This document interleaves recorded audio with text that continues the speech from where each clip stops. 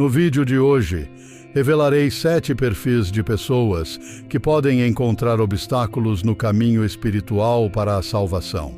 Essas categorias são identificadas nas Escrituras e destacadas pela sua rejeição ou desvio dos princípios fundamentais da fé cristã. Primeiro, temos os incrédulos, aqueles que não acreditam no nascimento, morte, sepultamento e ressurreição de Jesus Cristo. Para esses indivíduos, a salvação se torna inalcançável, pois a Bíblia afirma que a fé em Deus e em seu Filho é a única via para a redenção. Sem essa crença, ninguém pode ser salvo dos pecados e da influência de Satanás. O segundo grupo é composto por aqueles que buscam a salvação por outros meios que não sejam através de Jesus Cristo. João, capítulo 5, versículo 40, afirma que alguns se recusaram a ir a Jesus em busca de vida. E Atos, capítulo 4, versículo 12, nos diz que não há outro nome dado entre os homens pelo qual devamos ser salvos, exceto Jesus Cristo. Essa categoria inclui aqueles que tentam alcançar a salvação por meio de sua inteligência, poder, dinheiro, boa aparência ou até mesmo através de familiares e amigos, esquecendo que somos salvos apenas pela fé em Jesus e pela sua morte na cruz. O terceiro perfil é o dos hipócritas. Jesus os abordou diretamente em Mateus capítulo 23, versículo 3. Destacando que esses indivíduos fecham o reino dos céus para os homens. Os hipócritas são aqueles que fingem ser religiosos, mas não vivem de acordo com a fé que professam. Apresentam-se na igreja aos domingos com vestimentas apropriadas e levantam mãos santas para Deus, mas nos outros dias comportam-se como qualquer outra pessoa em ambientes mundanos. Para eles, a salvação e a vida de fé são apenas formalidades, tratando a igreja como um centro social sem verdadeira devoção. A quarta categoria são os apóstatas, pessoas que, após conhecerem a verdade do Evangelho, voltam a se envolver nas práticas mundanas e são vencidas pelo mundo. Segundo Pedro, capítulo 2, versículos 20 a 22, destaca que esses indivíduos encontram-se em uma condição final pior do que a inicial. Esse perfil ressalta a gravidade de se afastar do caminho da verdade depois de tê-lo conhecido, voltando-se aos hábitos antigos e rejeitando os mandamentos sagrados. Os blasfemos formam o quinto grupo.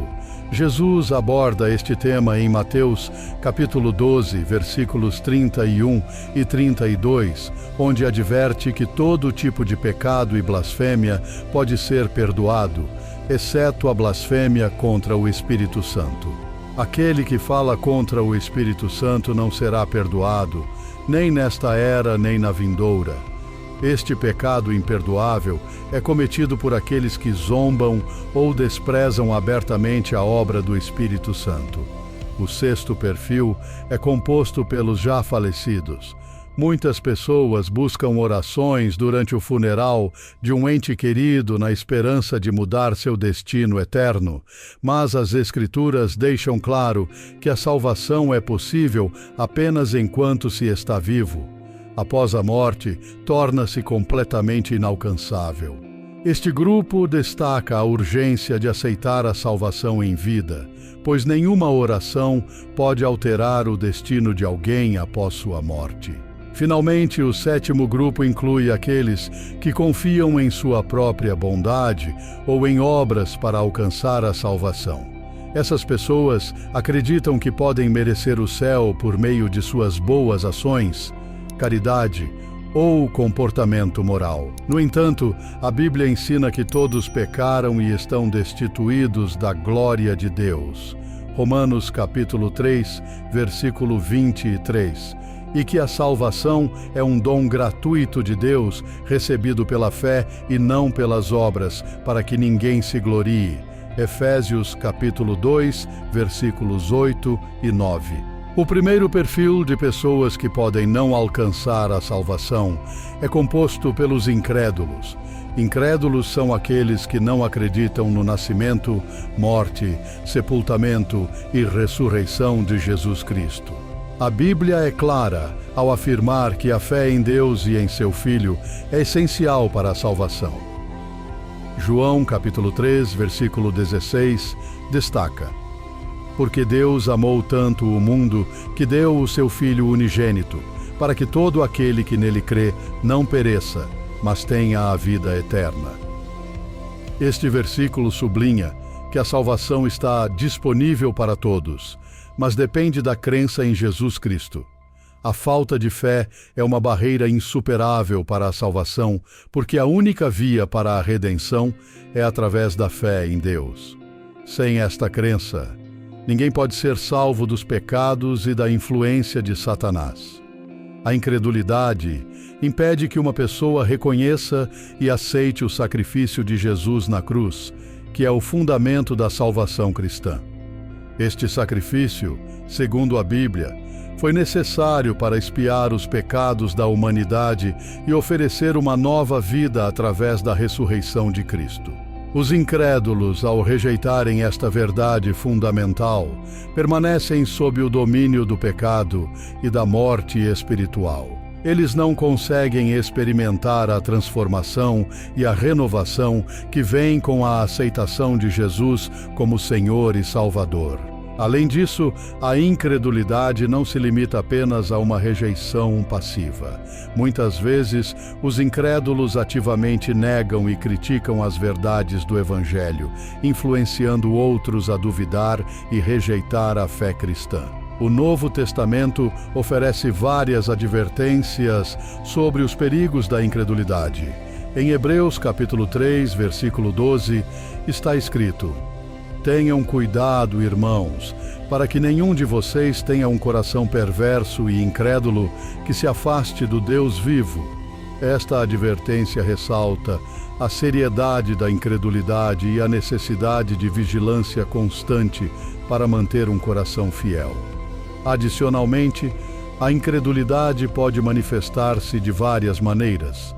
Alguns podem rejeitar completamente a existência de Deus, enquanto outros podem acreditar em um ser superior, mas negar a divindade de Jesus Cristo e a veracidade dos eventos bíblicos. Há também aqueles que, embora frequentem igrejas e participem de rituais religiosos, não têm uma fé genuína e pessoal em Jesus Cristo. A Bíblia enfatiza repetidamente que a salvação é um presente de Deus, recebido através da fé, e não algo que pode ser conquistado por méritos próprios ou boas ações. Efésios capítulo 2, versículos 8 e 9 afirma: Pois vocês são salvos pela graça, por meio da fé, e isto não vem de vocês, é dom de Deus, não por obras, para que ninguém se glorie. Este trecho reforça que a fé é o meio pelo qual a graça de Deus é recebida e a salvação é assegurada. Em suma, os incrédulos são aqueles que, por falta de fé, não podem alcançar a salvação. Sua incredulidade os mantém afastados da verdade do Evangelho e da vida eterna prometida por Deus. Sem a aceitação de Jesus Cristo e sem a crença em seu sacrifício e ressurreição, a salvação permanece inalcançável para esses indivíduos. O segundo perfil de pessoas que podem não alcançar a salvação inclui aqueles que buscam a salvação por outros meios que não sejam através de Jesus Cristo. Estes indivíduos acreditam que podem alcançar a redenção e a vida eterna por meio de suas próprias obras, filosofias, religiões ou sistemas de crenças alternativos, ignorando ou rejeitando a exclusividade de Jesus Cristo como o único caminho para Deus. A Bíblia é enfática ao afirmar que a salvação só é possível através de Jesus. Em João capítulo 14, versículo 6, Jesus declara: Eu sou o caminho, a verdade e a vida. Ninguém vem ao Pai, a não ser por mim. Este versículo é uma afirmação clara e direta de que não há outro meio de se reconciliar com Deus a não ser através de Jesus. Aqueles que buscam a salvação por outros meios podem estar envolvidos em uma variedade de práticas e crenças. Alguns podem acreditar que a meditação, boas ações, caridade e um comportamento moral exemplar são suficientes para garantir seu lugar no céu. Outros podem seguir líderes religiosos ou filosofias que prometem iluminação espiritual ou algum tipo de salvação através de rituais, sacrifícios ou autoaperfeiçoamento. Embora essas práticas possam ter valor em contextos específicos, elas não substituem a necessidade de fé em Jesus Cristo como Senhor e Salvador. A Bíblia reitera que não há outro nome dado entre os homens pelo qual devamos ser salvos, exceto Jesus Cristo. Em Atos capítulo 4, versículo 12, Pedro afirma: "Não há salvação em nenhum outro, pois debaixo do céu não há outro nome dado aos homens pelo qual devamos ser salvos." Esta exclusividade é fundamental para a doutrina cristã e destaca que qualquer tentativa de alcançar a salvação fora de Jesus é infrutífera. Buscar a salvação por outros meios também inclui a confiança em riquezas, poder, status social ou qualquer outro recurso humano. Algumas pessoas acreditam que podem comprar seu caminho para o favor divino, ou que seu sucesso material é um sinal de aprovação de Deus. No entanto, a Bíblia adverte contra essa falsa segurança. Em Marcos capítulo 10, versículos 24 e 25, Jesus diz: "Filhos, como é difícil entrar no reino de Deus. É mais fácil passar um camelo pelo fundo de uma agulha do que um rico entrar no reino de Deus." Esta passagem ressalta que a dependência de riquezas ou status social é uma barreira para a verdadeira salvação. Além disso, a busca de salvação por outros meios pode envolver a adesão a sistemas de crença que negam a divindade de Jesus ou a necessidade de sua obra redentora na cruz. Algumas seitas e religiões argumentam que Jesus foi apenas um grande professor ou profeta, mas não o Filho de Deus. Essa negação de sua divindade e de seu papel central na salvação é uma rejeição direta do Evangelho cristão. A Bíblia também aborda o perigo de se afastar do caminho da verdade em busca de outras vias de salvação. Em Gálatas, capítulo 1, versículo 8, Paulo adverte: "Mas, ainda que nós ou um anjo dos céus pregue um evangelho diferente daquele que pregamos a vocês, que seja amaldiçoado." Esta forte advertência reforça que qualquer evangelho ou mensagem que ofereça salvação por meios alternativos é falso e deve ser rejeitado. Portanto, aqueles que buscam a salvação por outros meios estão se afastando da única verdade que pode realmente redimi-los. A salvação não pode ser obtida através de obras humanas, outras religiões, riquezas ou filosofias. É um dom gratuito de Deus, recebido pela fé em Jesus Cristo. Sem essa fé, qualquer esforço para alcançar a salvação será em vão. O terceiro perfil de pessoas que podem não alcançar a salvação é composto pelos hipócritas. Hipócritas são aqueles que professam uma fé que não vivem de maneira genuína, fingindo uma devoção que não possuem. Jesus abordou diretamente esses indivíduos em Mateus capítulo 23, versículo 3, dizendo: "Ai de vocês, mestres da lei e fariseus, hipócritas, vocês fecham o reino dos céus diante dos homens. Vocês mesmos não entram, nem deixam entrar aqueles que gostariam de fazê-lo." Os hipócritas são condenados por sua duplicidade e falta de sinceridade na prática de sua fé. Os hipócritas costumam exibir uma fachada de religiosidade. Aos domingos, apresentam-se na igreja com vestimentas apropriadas, participam dos cultos, levantam mãos santas em adoração e até desempenham papéis de destaque nas atividades eclesiásticas. No entanto, Fora do ambiente religioso, seus comportamentos e atitudes contradizem a fé que professam. Durante a semana, envolvem-se em práticas mundanas, comportando-se de maneira idêntica ou até pior do que aqueles que não têm fé. Eles utilizam a religião como um meio de status social ou autopromoção, tratando a igreja como um centro social onde podem mostrar sua aparente piedade sem um compromisso verdadeiro com Deus. A Bíblia oferece diversas advertências sobre a hipocrisia religiosa. Em Isaías capítulo 29, versículo 13, o Senhor diz: Esse povo se aproxima de mim com a boca e me honra com os lábios, mas o seu coração está longe de mim. A adoração que me prestam é feita apenas de regras ensinadas por homens. Esta passagem ilustra que Deus vê além das aparências externas e julga as intenções e a autenticidade do coração. Os hipócritas são comparados a sepulcros caiados, como Jesus descreveu, em Mateus, capítulo 23, versículos 27 e 28. Ai de vocês, mestres da lei e fariseus, hipócritas! Vocês são como sepulcros caiados, bonitos por fora, mas por dentro estão cheios de ossos e de todo tipo de impureza.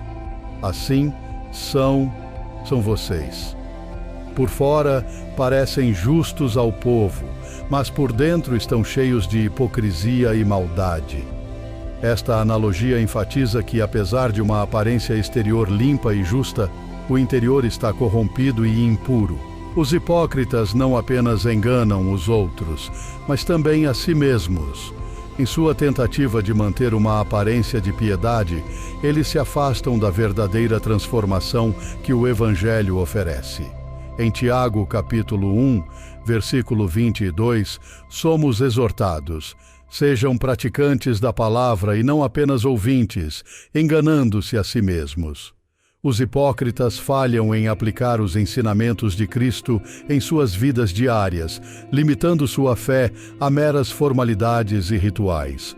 Além disso, a hipocrisia religiosa pode ter consequências graves para a comunidade de fé.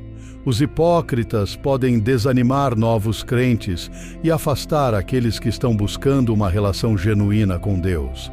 Sua duplicidade cria uma imagem distorcida do cristianismo, fazendo com que outros vejam a fé cristã como algo superficial e sem poder transformador.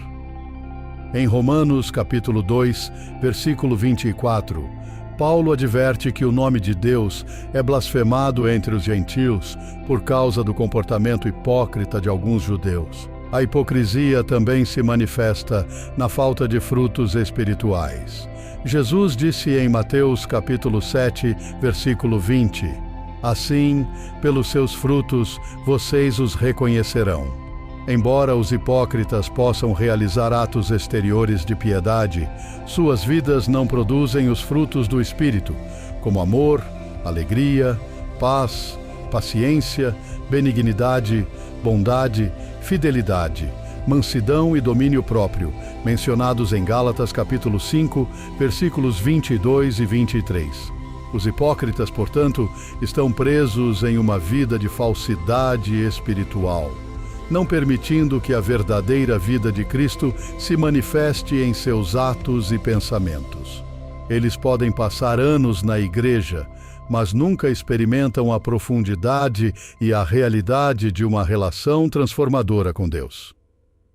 Em Lucas, capítulo 18, versículos 9 a 14, encontramos a parábola do fariseu e do publicano, onde Jesus elogia a atitude humilde do publicano que, consciente de seus pecados, implora pela misericórdia de Deus.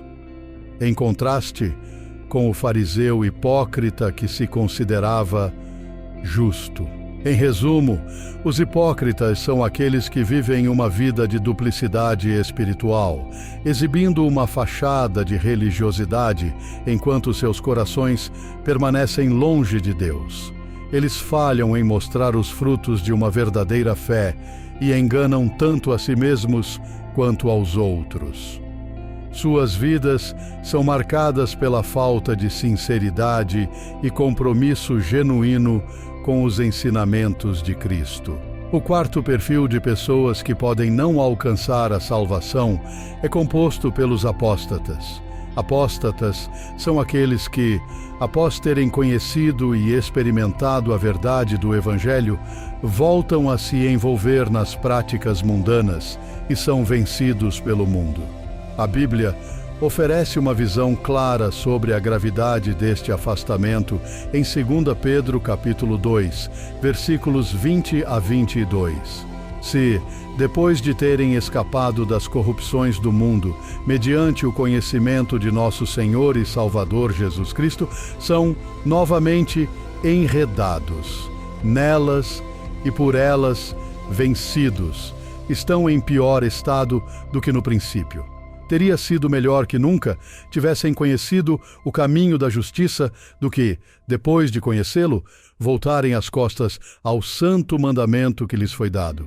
Esta passagem destaca a severidade da condição dos apóstatas, indicando que seu estado final é pior do que o inicial. Isso se deve ao fato de que eles não apenas rejeitaram a verdade, mas também a conheceram e experimentaram antes de voltar às práticas que abandonaram. Este retrocesso espiritual é comparado a um cão que volta ao seu vômito ou a uma porca lavada que volta a se revolver na lama, conforme descrito no versículo 22 do Santo Pedro. Esta analogia sublinha a repugnância e a natureza degradante de retornar aos pecados anteriores após ter conhecido a verdade. Os apóstatas são pessoas que podem ter mostrado sinais iniciais de transformação e compromisso com a fé cristã, mas eventualmente revelam uma falta de raiz e profundidade em sua crença. Em Mateus, capítulo 13, versículos 21, Jesus fala sobre a parábola do semeador, onde a semente que cai em solo rochoso representa aqueles que recebem a palavra com alegria, mas não têm raiz e, portanto, duram pouco tempo. Quando surge a tribulação ou a perseguição por causa da palavra, rapidamente abandonam a fé. Esta falta de perseverança e compromisso verdadeiro caracteriza muitos apóstatas. O apóstata muitas vezes volta a se enredar nas atrações do mundo e nas tentações que antes renunciara. Este retorno às velhas práticas indica que, apesar de terem experimentado uma mudança superficial, nunca houve uma verdadeira transformação do coração. Em Hebreus capítulo 6, versículos 4 a 6, lemos uma advertência severa. É impossível, pois, que aqueles que uma vez foram iluminados, que provaram o dom celestial, que se tornaram participantes do Espírito Santo, que provaram a boa palavra de Deus e os poderes do mundo vindouro, e caíram, sejam outra vez renovados para arrependimento, visto que de novo estão crucificando para si mesmos o Filho de Deus e o expondo à desonra pública. Esta passagem em Hebreus sublinha a seriedade e a gravidade do afastamento, após ter recebido um conhecimento profundo da verdade. O retorno ao pecado após tal experiência espiritual é visto como uma rejeição deliberada e consciente da obra redentora de Cristo, o que torna a restauração e o arrependimento ainda mais difíceis. Além disso, os apóstatas não apenas prejudicam a si mesmos, mas também podem ser uma influência negativa para outros crentes e para aqueles que estão buscando a fé. Sua queda pode causar escândalo e desilusão, fazendo com que outros questionem a veracidade e a eficácia da mensagem cristã. Paulo adverte sobre os perigos de tais influências em 1 Timóteo capítulo 4, versículo 1. O Espírito diz claramente que nos últimos tempos alguns abandonarão a fé e seguirão espíritos enganadores e doutrinas de demônios. Os apóstatas, ao se afastarem da verdade, frequentemente se voltam para falsas doutrinas e enganos. Podem ser seduzidos por ensinamentos que apelam à sua natureza carnal ou que prometem uma vida mais fácil sem a necessidade de carregar a cruz de Cristo. Em 2 Timóteo, capítulo 4, versículos 3 e 4, Paulo alerta: porque virá o tempo em que não suportarão a sã doutrina. Ao contrário, sentindo coceira nos ouvidos, juntarão mestres para si mesmos, segundo os seus próprios desejos. Eles se recusarão a dar ouvidos à verdade, voltando-se para os mitos.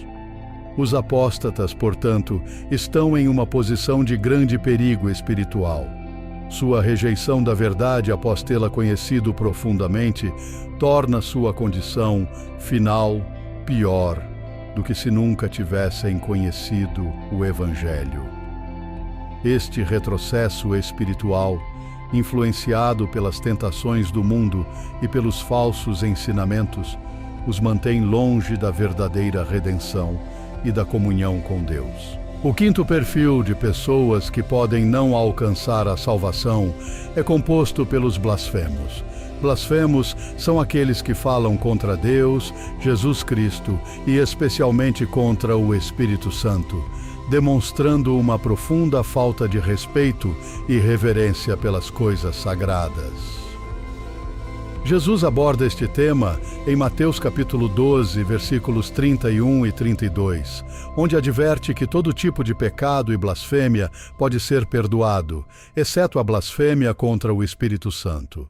Ele diz: por isso vos digo, todo pecado e blasfêmia se perdoará aos homens, mas a blasfêmia contra o Espírito não será perdoada aos homens.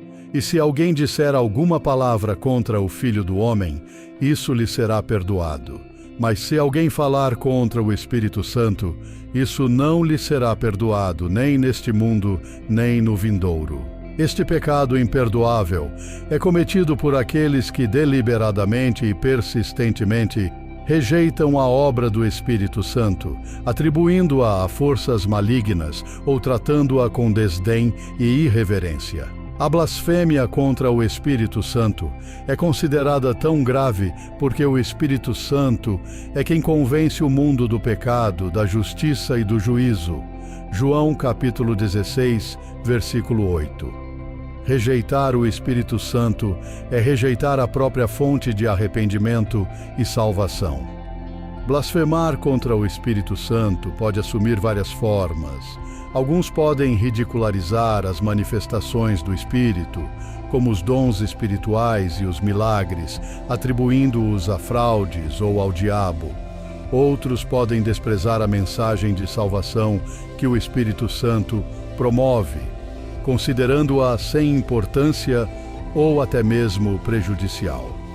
Este desprezo consciente e deliberado impede a obra de transformação que o Espírito Santo deseja realizar nos corações das pessoas. Em Hebreus capítulo 10, versículos 26 a 29, lemos sobre a gravidade de rejeitar deliberadamente a verdade após recebê-la. Se continuarmos a pecar deliberadamente, depois de termos recebido o conhecimento da verdade, já não resta sacrifício pelos pecados, mas uma terrível expectativa de juízo e de fogo ardente que consumirá os inimigos de Deus.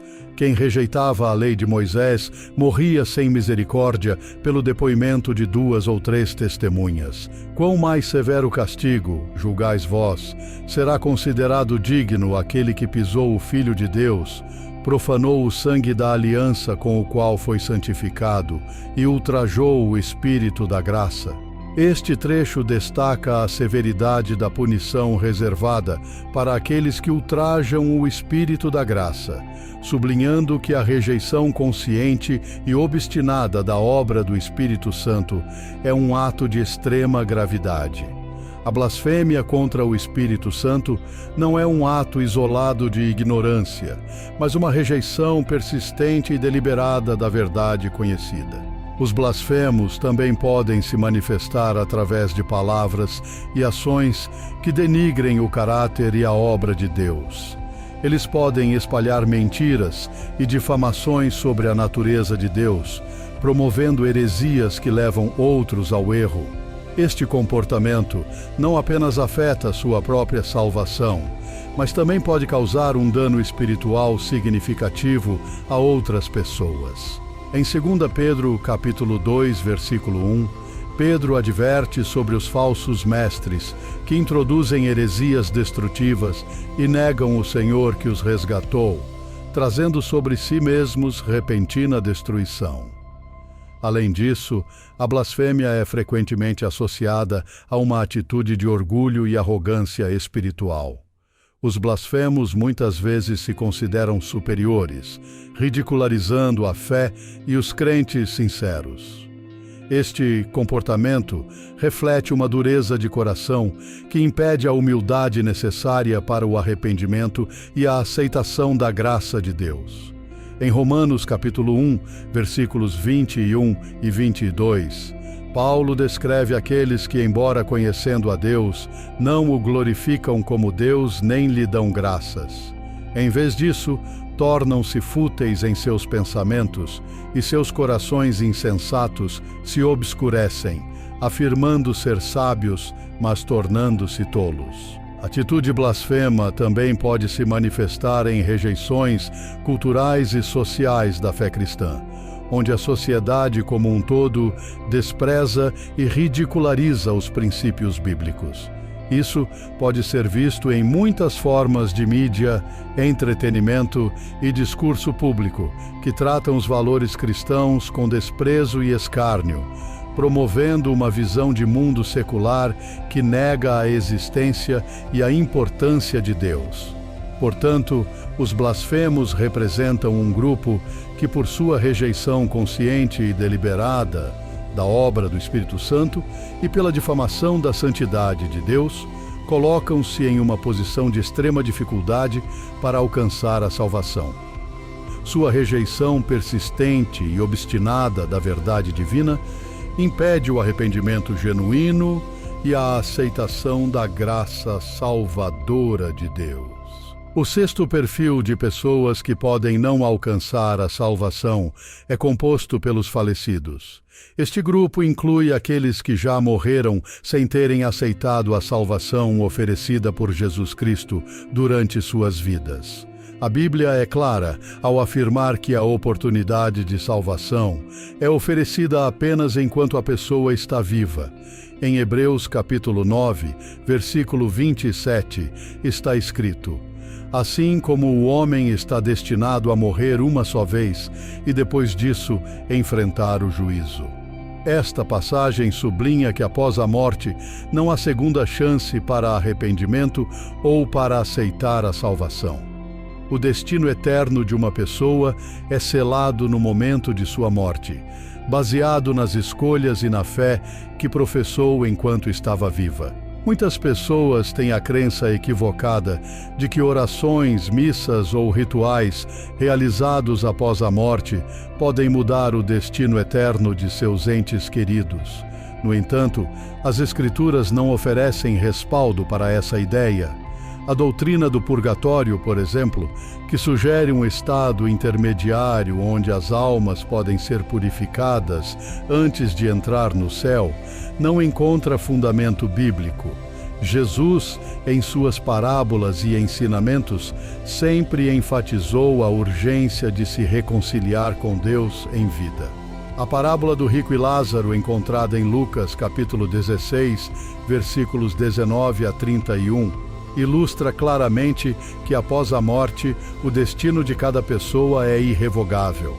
O rico, em tormento no Hades, pede que Lázaro, que está no seio de Abraão, venha aliviar seu sofrimento, mas a resposta é clara: há um grande abismo que impede qualquer passagem entre os dois estados. Além disso, em 2 Coríntios, capítulo 6, versículo 2, Paulo exorta, pois ele diz: eu te ouvi no tempo favorável e te socorri no dia da salvação.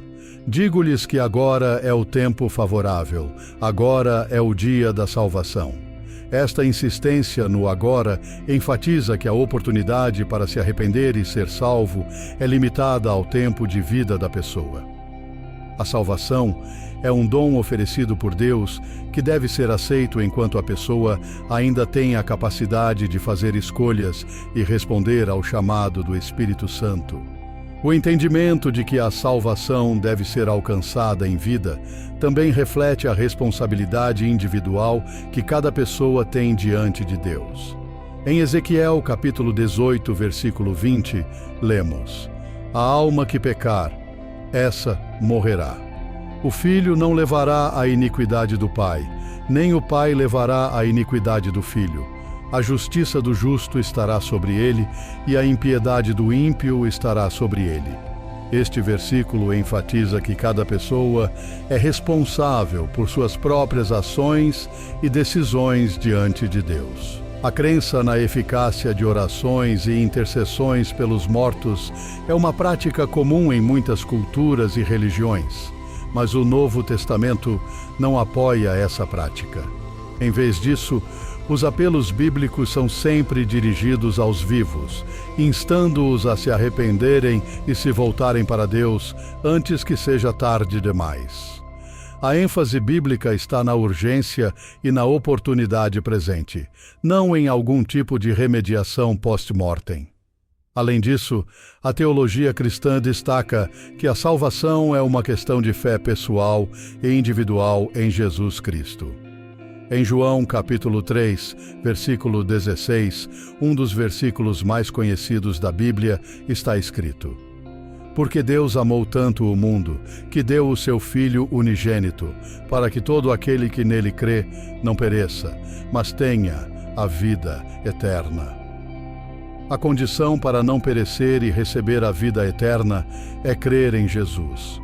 Esta crença deve ser expressa em vida, pois é durante a vida que a pessoa pode ouvir o Evangelho, arrepender-se de seus pecados e confessar sua fé. O conceito de que a salvação é alcançada em vida também reflete a importância do livre-arbítrio na teologia cristã. Deus oferece a salvação a todos, mas cada indivíduo deve fazer a escolha consciente de aceitá-la. Em Apocalipse capítulo 3, versículo 20, Jesus diz: Eis que estou à porta e bato. Se alguém ouvir a minha voz e abrir a porta, entrarei e cearei com ele, e ele comigo. A imagem de Jesus batendo à porta ilustra a necessidade de uma resposta ativa e voluntária da pessoa. Portanto, os falecidos que não fizeram essa escolha durante suas vidas não podem alterar seu destino eterno após a morte. A oportunidade de salvação está disponível apenas durante a vida, e cada pessoa é chamada a responder ao convite de Deus enquanto ainda tem tempo. Esta realidade destaca a urgência do evangelismo e da missão cristã de compartilhar a mensagem de salvação com todos enquanto ainda há tempo. A conclusão sobre salvação e amor divino aborda a interação entre a justiça de Deus e seu infinito amor pela humanidade. O maior ato de amor de Deus foi demonstrado ao enviar seu Filho, Jesus Cristo, para morrer na cruz, oferecendo a todos uma oportunidade de redenção.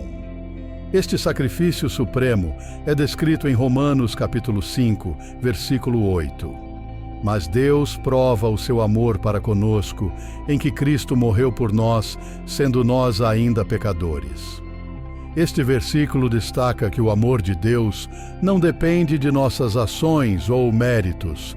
É um amor incondicional e sacrificial, oferecido a todos, independentemente de sua condição. No entanto, embora o amor de Deus seja ilimitado e disponível para todos, ele não comprometerá sua justiça e santidade. Deus é justo e santo, e sua justiça exige que o pecado seja punido. Em Romanos capítulo 6, versículo 23, está escrito: Porque o salário do pecado é a morte, mas o dom gratuito de Deus é a vida eterna em Cristo Jesus nosso Senhor. Este versículo resume a tensão entre a justiça de Deus e seu amor. Enquanto o pecado merece a morte, Deus oferece a vida eterna, através de Jesus Cristo como um dom gratuito. Esta oferta de salvação deve ser aceita pela fé. A justiça de Deus é parte integrante de seu caráter. Ele não pode simplesmente ignorar o pecado, pois isso seria contrário à sua natureza santa. Em 1 Pedro, capítulo 1, versículo 16, Deus diz: "Sede santos, porque eu sou santo." A santidade de Deus exige que ele mantenha um padrão moral absoluto. Portanto, a salvação não é um ato arbitrário de perdão, mas uma satisfação da justiça divina através do sacrifício de Jesus. O amor divino é demonstrado na paciência e no desejo de Deus, de que todos se arrependam e cheguem ao conhecimento da verdade. Em 2 Pedro, capítulo 3, versículo 9, lemos: "O Senhor não retarda a sua promessa, ainda que alguns a tenham por tardia, mas é longânimo para conosco, não querendo que alguns se percam, senão que todos venham a arrepender-se." Este versículo mostra o coração de Deus. Ele deseja que todos sejam salvos e está disposto a dar tempo e oportunidade para que todos possam se voltar para Ele. Apesar deste desejo universal de salvação, Deus respeita o livre-arbítrio humano. Ele não força ninguém a aceitá-lo. A escolha de aceitar ou rejeitar a oferta de salvação é de cada indivíduo. Em João, capítulo 1, versículo 12, está escrito: "Mas a todos quantos o receberam, deu-lhes o poder de serem feitos filhos de Deus, aos que creem no seu nome." Este versículo enfatiza que a filiação a Deus e a salvação são oferecidas a todos, mas são recebidas apenas por aqueles que escolhem crer em Jesus Cristo. O amor de Deus também se manifesta em sua disposição de perdoar repetidamente. Em Lucas, capítulo 15, na parábola do filho pródigo, Jesus ilustra a prontidão de Deus para perdoar e restaurar aqueles que se arrependem. O pai da parábola, que representa Deus, corre ao encontro do filho arrependido, abraça-o e o restaura à sua posição de filho, demonstrando a alegria de Deus em receber de volta aqueles que estavam perdidos. Além disso, o amor de Deus é ativo e interventivo. Ele não apenas ofereceu a salvação através de Jesus, mas continua a trabalhar nas vidas das pessoas, buscando atraí-las a si. Em João, capítulo 6, versículo 44, Jesus diz: "Ninguém pode vir a mim se o Pai que me enviou não o atrair, e eu o ressuscitarei no último dia."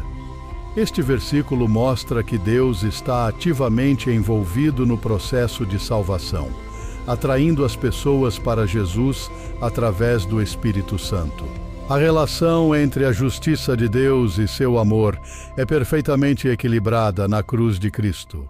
Na cruz, a justiça de Deus foi satisfeita, pois o pecado foi punido, e o amor de Deus foi manifestado, pois Jesus tomou sobre si o castigo que nós merecíamos. Em 1 João capítulo 4, versículo 10, lemos: "Nisto consiste o amor, não em que nós tenhamos amado a Deus, mas em que Ele nos amou e enviou seu Filho como propiciação pelos nossos pecados." A propiciação é o ato de apaziguar a ira de Deus, mostrando que Jesus absorveu a punição que deveria ser nossa. Portanto, a salvação é um dom oferecido por Deus, motivado por seu grande amor, mas em total conformidade com sua justiça. É um convite para todos, mas que requer uma resposta pessoal de fé e arrependimento. Deus, em seu amor infinito, continua a chamar cada pessoa para si, oferecendo perdão, restauração e uma vida nova através de Jesus Cristo. A aceitação deste dom resulta em uma transformação profunda e duradoura, capacitando-nos a viver em comunhão com Deus e refletir seu amor ao mundo. O conceito de arrebatamento é um dos eventos mais esperados na escatologia cristã, onde crentes em Jesus Cristo serão subitamente levados da terra para encontrar o Senhor nos ares. Este evento é descrito em 1 Tessalonicenses, capítulo 4, versículos 16 e 17. Porque o Senhor mesmo descerá do céu com grande brado, a voz do arcanjo, ao som da trombeta de Deus, e os que morreram em Cristo ressuscitarão primeiro. Depois nós, os que ficarmos vivos, seremos arrebatados juntamente com eles nas nuvens, para o encontro do Senhor nos ares, e assim estaremos para sempre com o Senhor. Este evento, também conhecido como o rapto da Igreja, é visto como um momento de grande esperança e consolo para os crentes, pois marca o início de sua reunião eterna com Cristo. Preparar-se para o arrebatamento é de suma importância para os cristãos, pois a Bíblia indica que ele ocorrerá de maneira súbita e inesperada. Em Mateus capítulo 24, versículo 44, Jesus adverte: Por isso, estai vós apercebidos também, porque o Filho do Homem há de vir a hora em que não penseis. Este versículo enfatiza a necessidade de vigilância e prontidão constantes, uma vez que o arrebatamento pode ocorrer a qualquer momento, sem aviso prévio. E a preparação envolve viver uma vida de fé ativa e obediência aos mandamentos de Deus.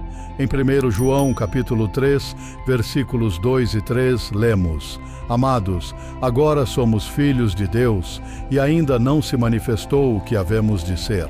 Mas sabemos que, quando Ele se manifestar, seremos semelhantes a Ele, porque assim como é, o veremos. E todo o que nele tem esta esperança purifica-se a si mesmo, assim como ele é puro. Este trecho destaca que a esperança no arrebatamento motiva os crentes a buscar a pureza e a santidade em suas vidas diárias. Outra forma crucial de preparação é manter uma vida de oração fervorosa e constante. Em Lucas capítulo 21, versículo 36, Jesus aconselha: Vigiai, pois, em todo o tempo, orando, para que possais escapar de todas estas coisas que hão de acontecer e estar em pé diante do Filho do Homem.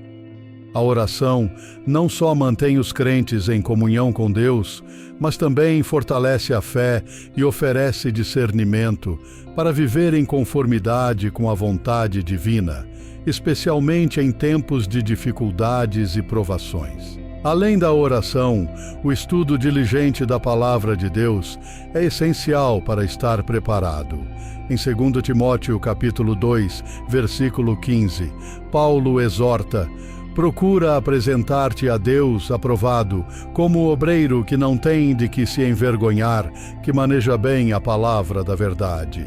O conhecimento das Escrituras capacita os crentes a discernir os sinais dos tempos, a entender os eventos proféticos e a fortalecer sua fé contra falsos ensinos e heresias que podem surgir nos últimos dias. Viver em comunidade com outros crentes também é vital na preparação para o arrebatamento. A comunhão com outros cristãos oferece encorajamento, suporte espiritual e responsabilidade mútua.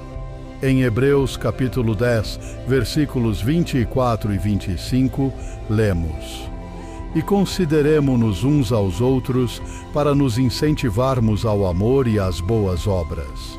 Não deixemos de reunir-nos como igreja, segundo o costume de alguns, mas encorajemo-nos uns aos outros, ainda mais quando vocês veem que se aproxima o dia. A participação ativa na vida comunitária da igreja fortalece a fé individual e coletiva, preparando todos para o encontro com o Senhor. Outra dimensão da preparação é viver uma vida de serviço e testemunho. Jesus, em Mateus capítulo 25, versículos 31 a 46, ensina sobre a importância de servir aos outros como expressão de nossa fé. A parábola das ovelhas e dos bodes ilustra que o verdadeiro discípulo de Cristo demonstrará seu amor a Deus através do cuidado com os necessitados. Este serviço é um reflexo da transformação interna que a fé em Cristo opera e um testemunho vivo para o mundo. A expectativa do arrebatamento deve também inspirar os crentes a partilhar o Evangelho com fervor e urgência. Em Marcos capítulo 16, versículo 15, Jesus ordena: Ide por todo o mundo, pregai o Evangelho a toda a criatura.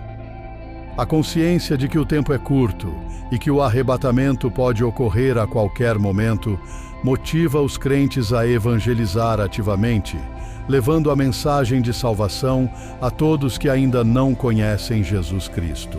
Por fim, a preparação para o arrebatamento envolve manter uma postura de esperança e perseverança.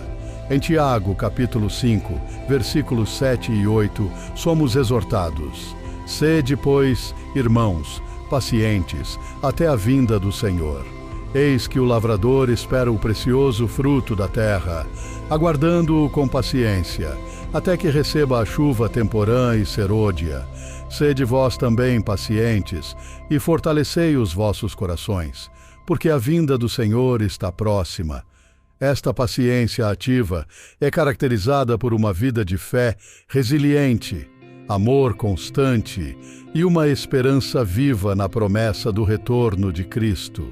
A diferenciação entre o arrebatamento e a segunda vinda de Cristo é um tema crucial na escatologia cristã, pois, embora ambos sejam eventos proféticos importantes, eles são distintos em sua natureza e propósito.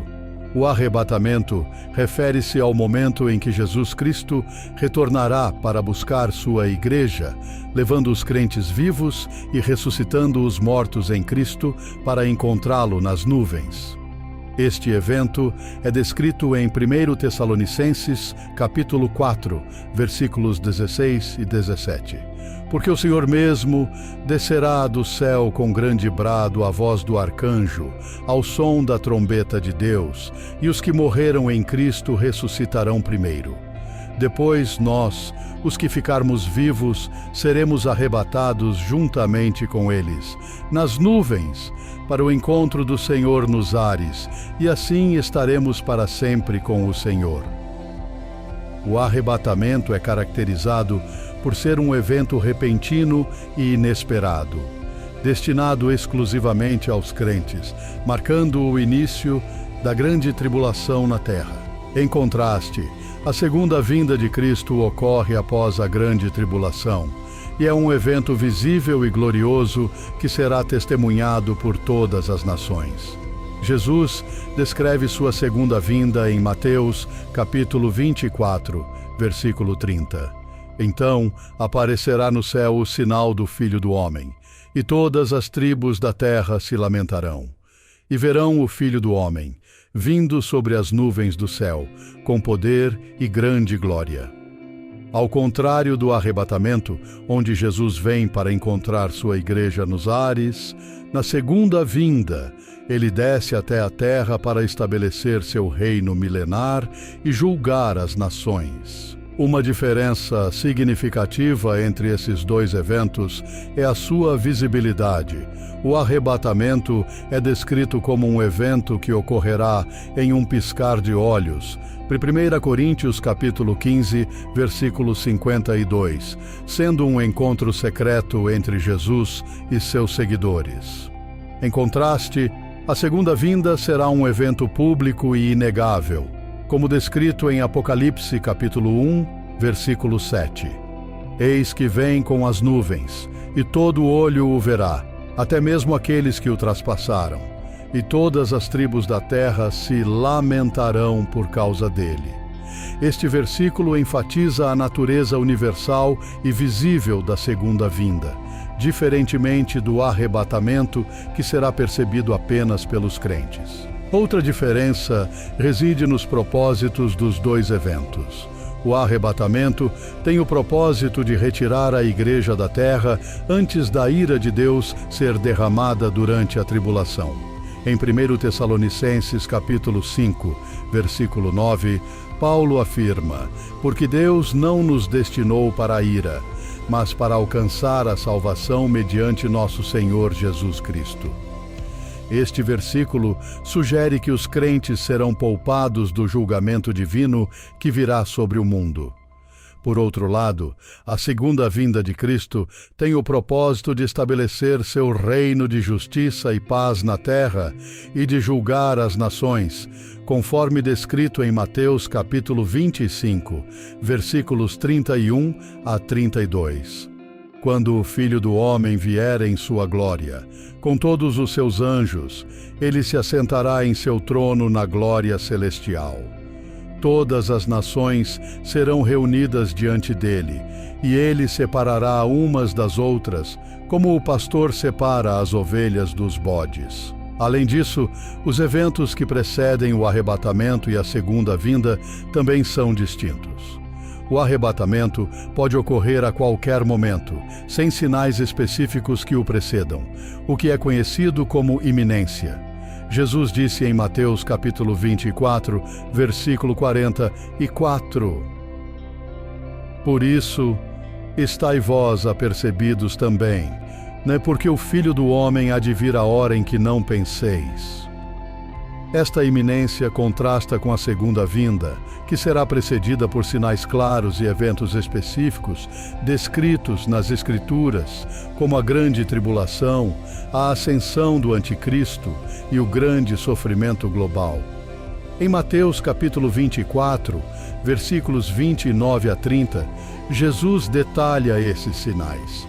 Logo depois da tribulação daqueles dias, o sol escurecerá, a lua não dará a sua luz, as estrelas cairão do céu e os poderes do céu serão abalados. Então aparecerá no céu o sinal do Filho do Homem. A diferença entre os dois eventos também é vista na reunião dos crentes. No arrebatamento, os crentes são reunidos com Cristo nos ares, enquanto na segunda vinda, os crentes que foram arrebatados anteriormente retornam com Cristo à terra para reinar com ele. Em Apocalipse, capítulo 19, versículos 11 a 14, João descreve a visão da segunda vinda. Vi o céu aberto e eis um cavalo branco. O seu cavaleiro chama-se Fiel e Verdadeiro e julga e guerreia com justiça. Os seus olhos são como chama de fogo e na sua cabeça há muitos diademas. Ele tem um nome escrito que ninguém conhece, senão ele mesmo. Está vestido com um manto salpicado de sangue e o seu nome é a Palavra de Deus. Os exércitos que estão no céu, vestidos de linho finíssimo, branco e puro, seguiam-no em cavalos brancos. Este exército celeste inclui os santos que foram arrebatados, retornando com Cristo para estabelecer seu reino. Portanto, o arrebatamento e a segunda vinda de Cristo são eventos distintos com propósitos e características diferentes, cada um desempenhando um papel crucial no plano de redenção e julgamento de Deus. Enquanto o arrebatamento representa a reunião da Igreja com Cristo, a segunda vinda marca o estabelecimento do reino milenar de Cristo na terra e o julgamento das nações. As orientações práticas de Jesus para os últimos tempos são de suma importância para todos os crentes que aguardam sua segunda vinda. Jesus, em seus ensinamentos, enfatizou a necessidade de vigilância, oração e preparação espiritual para enfrentar os desafios dos dias finais. Em Mateus capítulo 24, versículo 42, ele adverte: Portanto, vigiem, porque vocês não sabem em que dia virá o seu Senhor. Esta vigilância não é apenas uma expectativa passiva, mas um estado de alerta contínuo, onde os crentes devem estar espiritualmente preparados e atentos aos sinais dos tempos. Uma das principais orientações de Jesus é manter uma vida de oração fervorosa. Em Lucas capítulo 21, versículo 36, ele aconselha: Vigiem, pois, e orem em todo o tempo, para que possam escapar de tudo o que está para acontecer e estar em pé diante do Filho do Homem. A oração é um meio de fortalecer a fé, buscar orientação divina e manter uma conexão constante com Deus, especialmente em tempos de tribulação e incerteza. A prática contínua da oração ajuda os crentes a permanecerem firmes e resilientes diante das adversidades. Além da oração, Jesus enfatizou a importância de viver uma vida de santidade e retidão. Em Mateus capítulo 24, versículo 44, ele diz: "Por isso, estejam também vocês preparados, porque o Filho do Homem virá numa hora em que vocês menos esperam."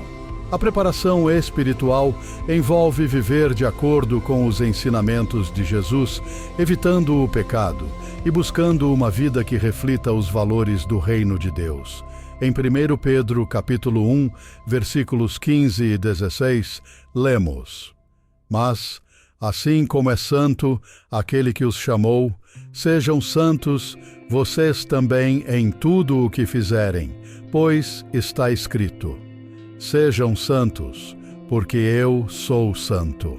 Jesus também orientou seus seguidores a permanecerem firmes na fé e a não se deixarem enganar por falsos profetas e falsos cristos. Em Mateus capítulo 24, versículos 24 e 25, ele alerta: "Porque surgirão falsos cristos e falsos profetas, que realizarão grandes sinais e maravilhas para, se possível, enganar até os eleitos. Vejam que eu os avisei antecipadamente." Este aviso destaca a necessidade de discernimento espiritual e um conhecimento profundo das Escrituras para reconhecer e rejeitar ensinamentos enganosos. Os crentes são chamados a estudar a palavra de Deus diligentemente, como recomendado em 2 Timóteo capítulo 2, versículo 15. Procura apresentar-te a Deus aprovado como obreiro, que não tem do que se envergonhar, que maneja bem a palavra da verdade. Outro aspecto crucial das orientações de Jesus é a prática do amor e do serviço ao próximo. Em João capítulo 13, versículo 34, ele instrui: "Um novo mandamento lhes dou, amem-se uns aos outros. Como eu os amei, vocês devem amar-se uns aos outros." Este amor é demonstrado através de ações concretas de compaixão, generosidade e serviço. A parábola do bom samaritano, encontrada em Lucas capítulo 10, versículos 30 a 37, ilustra como os crentes devem agir com misericórdia e cuidado com aqueles que estão em necessidade, independentemente de suas diferenças. Jesus também destacou a importância de manter a esperança e a paciência durante os últimos tempos. Em Lucas, capítulo 21, versículo 19, ele encoraja: "É perseverando que vocês obterão a vida." A perseverança é essencial para enfrentar as provações e tribulações que caracterizam os últimos dias. Em Tiago, capítulo 5, versículos 7 e 8, somos exortados: "Portanto, irmãos, sejam pacientes até a vinda do Senhor. Vejam como o agricultor aguarda que a terra produza a preciosa colheita e como espera, com paciência, até virem as chuvas do outono e da primavera. Sejam também pacientes e fortaleçam o seu coração, pois a vinda do Senhor está próxima." Além disso, Jesus enfatizou a importância de permanecer fiel e vigilante, evitando as distrações e tentações do mundo.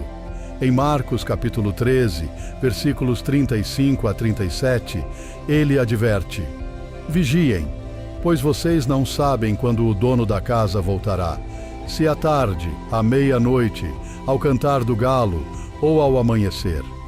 Se ele vier de repente, que não os encontre dormindo. O que digo a vocês, digo a todos: vigiem." Esta vigilância implica uma consciência constante da iminência do retorno de Cristo e a necessidade de viver de maneira que reflita essa expectativa. Finalmente, Jesus exorta seus seguidores a proclamar o Evangelho a todas as nações. Em Mateus capítulo 28, versículos 19 e 20, ele dá a grande comissão. Portanto, vão e façam discípulos de todas as nações, batizando-os em nome do Pai e do Filho e do Espírito Santo, ensinando-os a obedecer a tudo o que eu lhes ordenei. E eu estarei sempre com vocês até o fim dos tempos.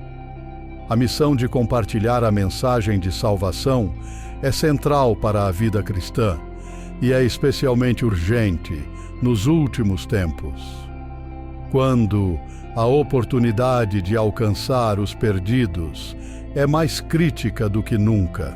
A preparação pessoal e comunitária para o arrebatamento é um aspecto essencial da vida cristã, pois envolve tanto o crescimento espiritual individual quanto a edificação mútua dentro da comunidade de fé.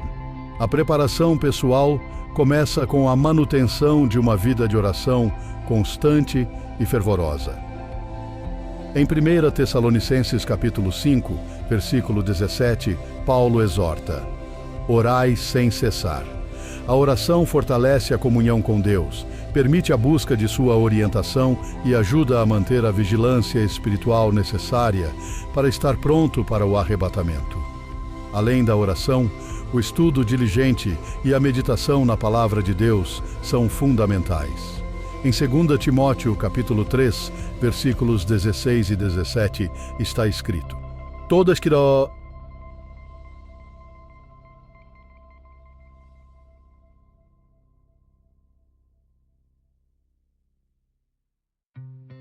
inspirada por Deus e útil para o ensino, para a repreensão, para a correção e para a instrução na justiça, para que o homem de Deus seja apto e plenamente preparado para toda boa obra. O conhecimento das Escrituras não só fortalece a fé, mas também proporciona discernimento para viver de acordo com os princípios de Deus e para resistir às tentações e enganos que podem surgir. A santidade pessoal é outro aspecto crucial da preparação. Em 1 Pedro capítulo 1, versículos 15 e 16, lemos: mas, assim como é santo aquele que os chamou, sejam santos vocês também em tudo o que fizerem, pois está escrito: sejam santos, porque eu sou santo. A busca pela santidade envolve a renúncia ao pecado e a prática contínua de uma vida justa, refletindo o caráter de Cristo em ações e pensamentos.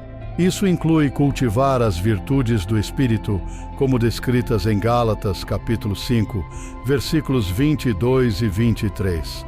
Mas o fruto do Espírito é amor, alegria, paz, paciência, amabilidade, bondade, fidelidade, mansidão e domínio próprio. No contexto comunitário, a preparação para o arrebatamento envolve a participação ativa na vida da igreja local. Em Hebreus capítulo 10, versículos 24 e 25, somos exortados: e consideremo-nos uns aos outros para incentivar-nos ao amor e às boas obras. Não deixemos de reunir-nos como igreja, segundo o costume de alguns, mas encorajemo-nos uns aos outros, ainda mais quando vocês veem que se aproxima o dia. A comunhão com outros crentes proporciona suporte espiritual, encorajamento mútuo e oportunidades para servir e edificar a comunidade de fé. A vida comunitária é vital para manter a fé viva e vibrante, especialmente à medida que se aproximam os últimos tempos. A comunhão regular e sincera com outros crentes também facilita a prestação de contas. Em Tiago, capítulo 5, versículo 16, lemos: confessem os seus pecados uns aos outros e orem uns pelos outros para serem curados. A oração de um justo é poderosa e eficaz. Confessar pecados e orar uns pelos outros não apenas promove a cura e o fortalecimento espiritual, mas também ajuda a manter a integridade e a pureza dentro da comunidade.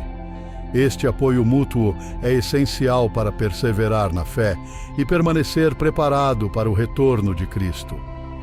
Outro aspecto importante da preparação comunitária é o ensino e a instrução contínuos.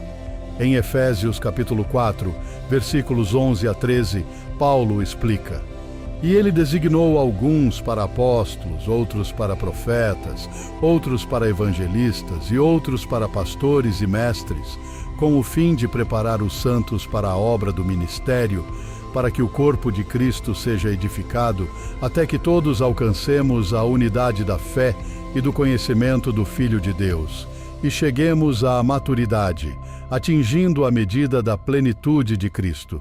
O papel dos líderes espirituais é equipar os crentes para que possam crescer em maturidade espiritual e servir eficazmente na obra do ministério. E a preparação para o arrebatamento também inclui a prática do amor e do serviço uns aos outros. Jesus, em João capítulo 13, versículos 14 e 15, instrui: "Ora, se eu, sendo Senhor e Mestre, vos lavei os pés, também vós deveis lavar os pés uns dos outros, porque eu vos dei o exemplo, para que, como eu vos fiz, façais vós também." Servir uns aos outros com humildade e amor é uma expressão tangível da fé cristã e uma preparação prática para a vinda de Cristo. Além disso, a preparação comunitária envolve a evangelização e a missão. Em Mateus capítulo 28, versículos 19 e 20, Jesus dá a grande comissão: "Portanto, ide, fazei discípulos de todas as nações, batizando-os em nome do Pai e do Filho e do Espírito Santo, ensinando-os a guardar todas as coisas que eu vos tenho mandado. E eis que estou convosco todos os dias, até a consumação dos séculos." A missão de compartilhar o Evangelho e fazer discípulos é central para a preservação somaçaço.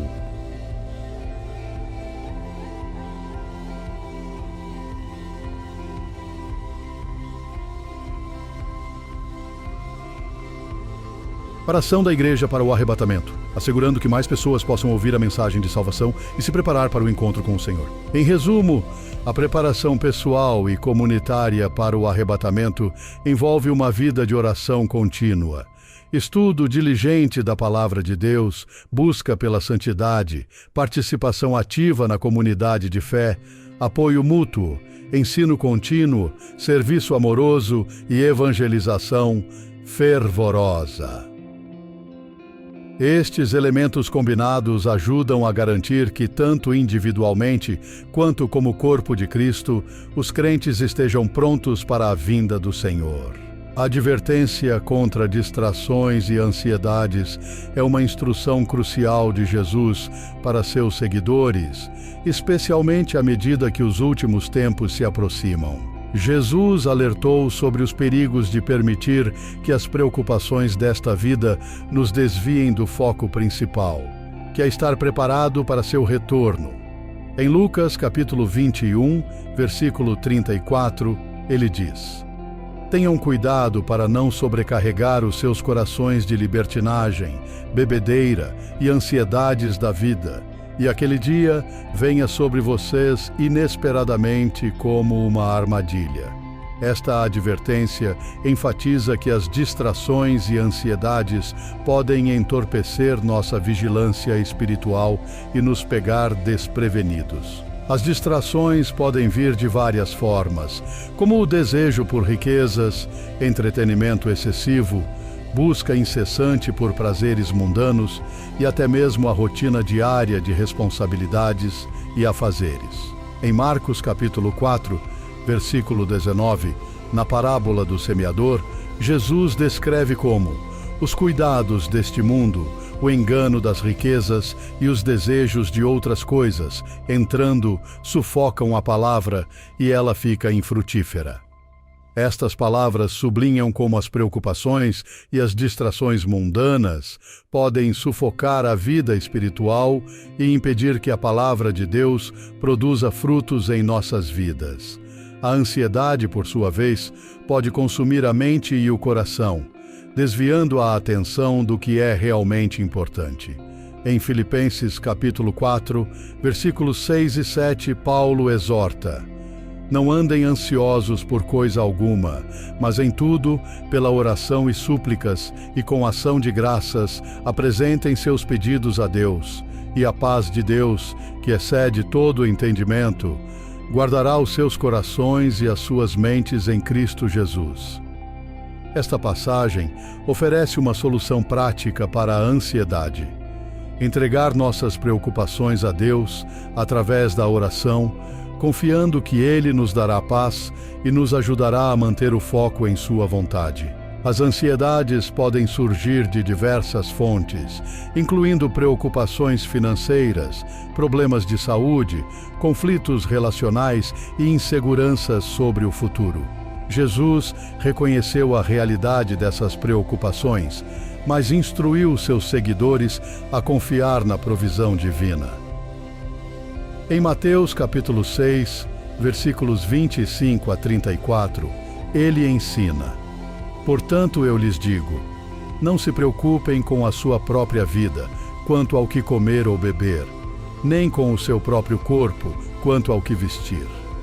Não é a vida mais importante do que a comida, e o corpo mais importante do que as roupas? Observem as aves do céu.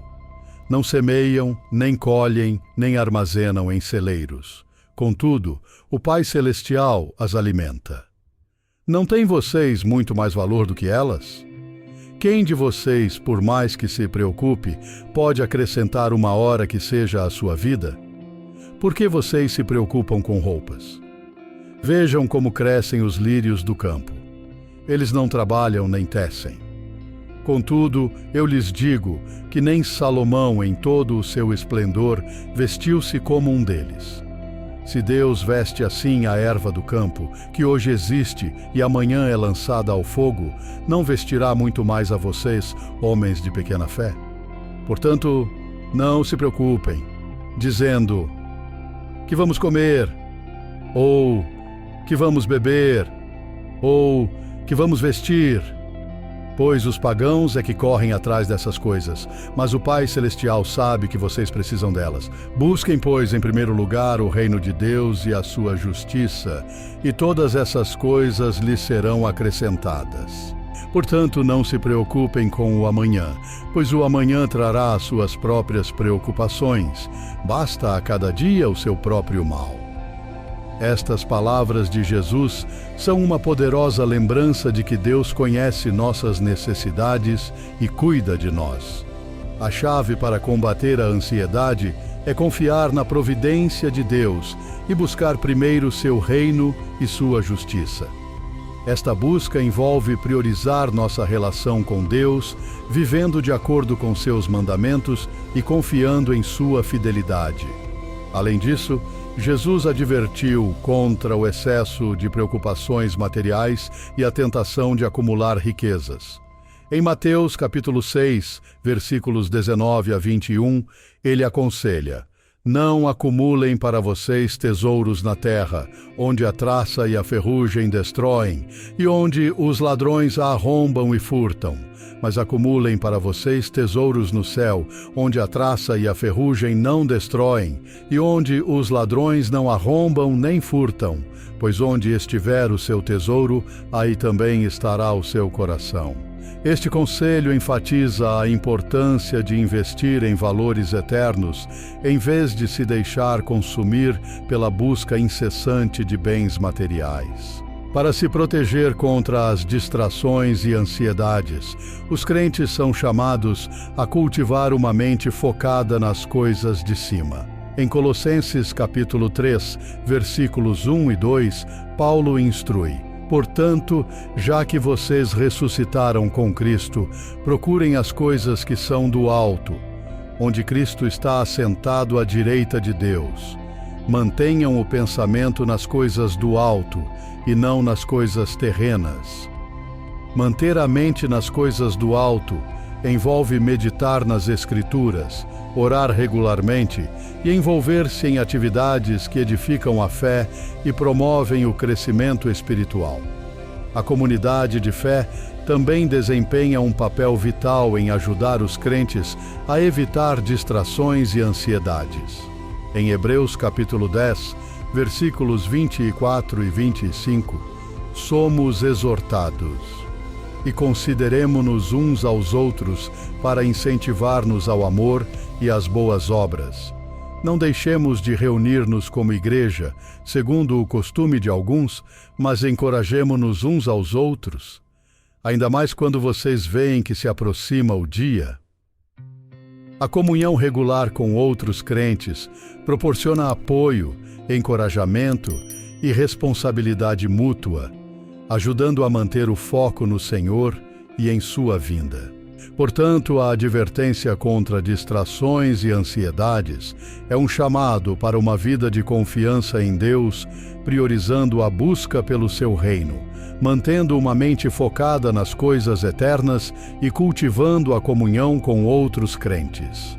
Ao seguir estas orientações, os crentes podem permanecer vigilantes e preparados para o retorno de Cristo, não permitindo que as preocupações desta vida os desviem de seu propósito eterno. A importância da cruz de Cristo é central para a fé cristã e constitui o fundamento da salvação e da redenção da humanidade.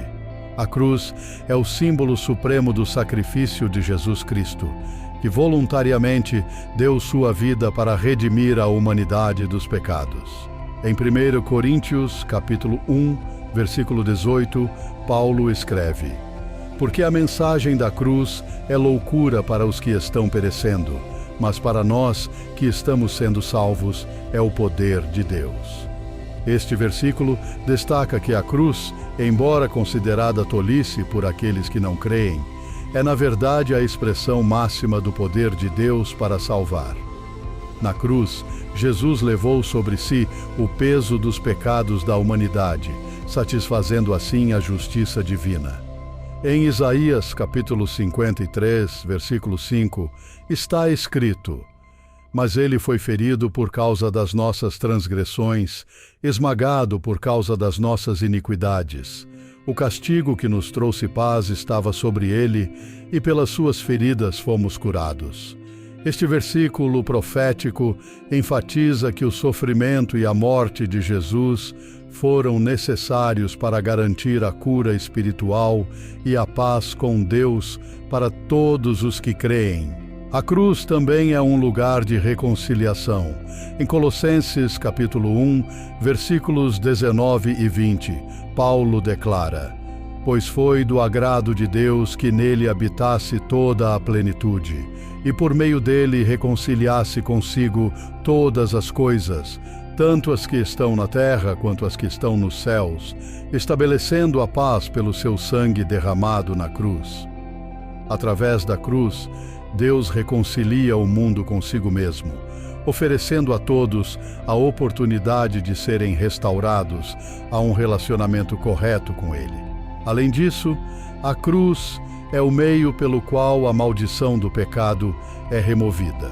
Em Gálatas capítulo 3, versículo 13, Paulo explica: Cristo nos redimiu da maldição da lei, tornando-se maldição por nós, pois está escrito: maldito todo aquele que for pendurado no madeiro. A morte de Jesus na cruz remove a maldição do pecado, libertando os crentes das penalidades e do domínio do pecado. Esta redenção é completa e definitiva, garantindo aos que creem a liberdade e a vida eterna. A cruz também revela o profundo amor de Deus pela humanidade.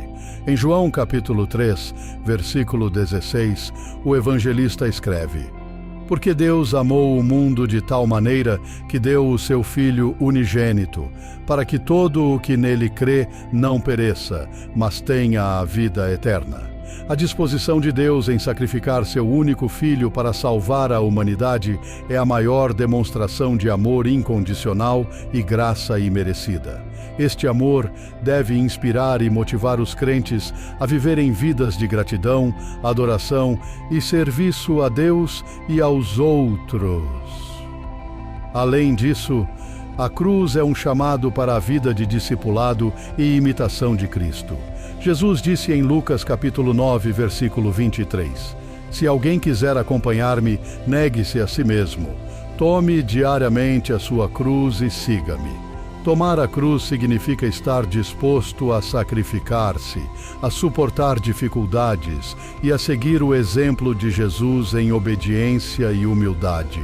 Esta chamada ao discipulado é um lembrete contínuo de que a vida cristã é caracterizada pela entrega e pela dedicação total a Deus. A cruz também é o ponto de união da comunidade cristã.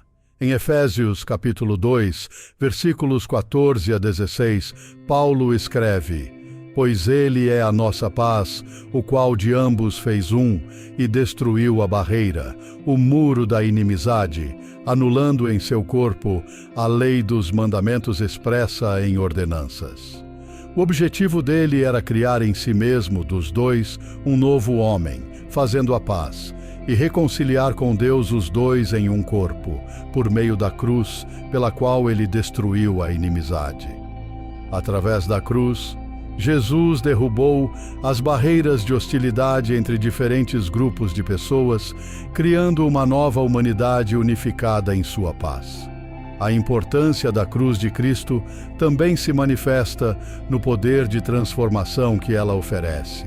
Em Romanos, capítulo 6, versículo 6, Paulo afirma: Pois sabemos que o nosso velho homem foi crucificado com ele para que o corpo do pecado seja destruído, e não mais sejamos escravos do pecado.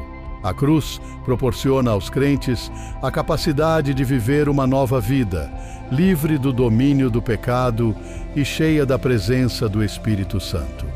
Esta transformação interna é a base para uma vida de santidade e serviço a Deus. Finalmente, a cruz é a garantia da vitória final sobre o mal. Em Colossenses capítulo 2, versículo 15, Paulo declara: E tendo despojado os poderes e as autoridades, fez deles um espetáculo público, triunfando sobre eles na cruz. Através da cruz, Jesus derrotou as forças do mal, assegurando a vitória para todos os que creem. Esta vitória não é apenas sobre o pecado e a morte, mas também sobre todas as forças espirituais que se opõem a Deus. Portanto, a cruz de Cristo é de importância central na fé cristã, pois é o meio pelo qual a salvação, a reconciliação, a redenção, o amor, o discipulado, a união, a transformação e a vitória são alcançados. É o símbolo supremo do sacrifício e do poder de Deus para salvar e transformar vidas, chamando os crentes a uma vida de adoração, gratidão e serviço fiel.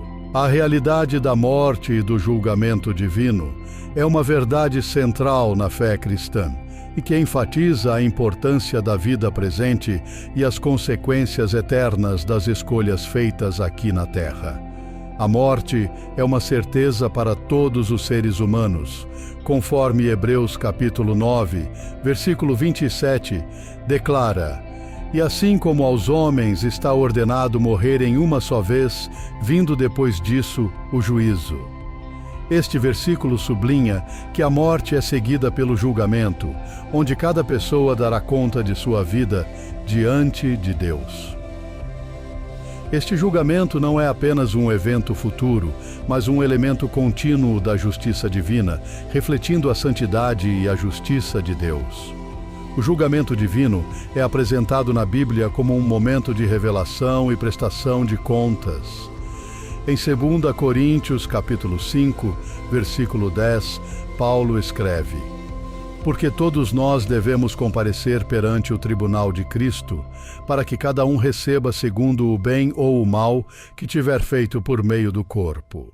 Este tribunal de Cristo, também conhecido como o Bema, é onde os crentes serão julgados não para condenação, mas para a avaliação de suas obras e para receber recompensas. Esta distinção é importante, pois os crentes, salvos pela graça, mediante a fé em Jesus Cristo, não enfrentarão a condenação eterna, mas serão avaliados por sua fidelidade e serviço a Deus. Além do julgamento dos crentes, a Bíblia fala do julgamento final dos não crentes, conhecido como o Grande Trono Branco, descrito em Apocalipse capítulo 20, versículos 11 a 15.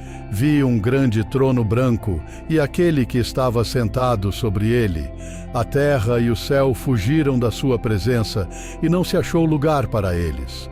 Vi também os mortos, grandes e pequenos, em pé diante do trono, e livros foram abertos. Outro livro foi aberto, o livro da vida. Os mortos foram julgados de acordo com o que tinham feito, segundo o que estava registrado nos livros. O mar entregou os mortos que nele havia, e a morte e o Hades entregaram os mortos que neles havia. Cada um foi julgado de acordo com o que tinha feito. Então a morte e o Hades foram lançados no lago de fogo. O lago de fogo é a segunda morte. Se o nome de alguém não foi encontrado no livro da vida, este foi lançado no lago de fogo. Este julgamento final determina o destino eterno daqueles que rejeitaram a oferta de salvação em Cristo. A realidade da morte e do julgamento divino também enfatiza a urgência da mensagem do Evangelho. Jesus, em João capítulo 5, versículos 24 e 25, declara: em verdade vos digo que quem ouve a minha palavra e crê naquele que me enviou tem a vida eterna, e não entra em juízo, mas já passou da morte para a vida. Em verdade vos digo que vem a hora e já chegou, em que os mortos ouvirão a voz do Filho de Deus, e os que a ouvirem viverão. Este convite à vida eterna ressalta que a aceitação da mensagem de Jesus é o meio pelo qual se pode evitar a condenação no julgamento final. A preparação para o julgamento divino envolve viver uma vida de retidão e obediência aos mandamentos de Deus. Em Eclesiastes capítulo 12, versículo 14, lemos: porque Deus trará a julgamento todas as obras, inclusive tudo o que está escondido, seja bom, seja mau. Este versículo destaca que nada escapa ao olhar de Deus e que todas as ações, pensamentos e motivações serão trazidos à luz no dia do julgamento. Esta verdade deve inspirar os crentes a viverem de maneira íntegra e piedosa, sabendo que suas vidas serão examinadas por Deus. Além disso, a realidade do julgamento divino também traz conforto e esperança aos crentes, pois afirma que a justiça de Deus prevalecerá.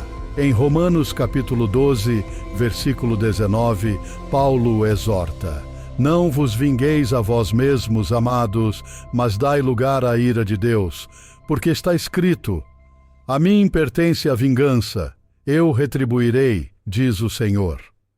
Esta promessa de retribuição divina garante que Deus julgará com justiça todos os atos de maldade e iniquidade, trazendo consolo àqueles que sofrem injustiças neste mundo. O julgamento divino também serve como um lembrete da importância da evangelização e do discipulado. Em 2 Pedro capítulo 3, versículo 9, lemos: o Senhor não demora a cumprir a sua promessa, como julgam alguns. Pelo contrário, Ele é paciente com vocês, não querendo que ninguém pereça, mas que todos cheguem ao arrependimento. Esta paciência divina é uma oportunidade para que mais pessoas ouçam o Evangelho e se voltem para Deus, escapando assim da condenação eterna. A missão dos crentes é, portanto, compartilhar a mensagem de salvação com diligência e urgência, sabendo que o dia do julgamento se aproxima.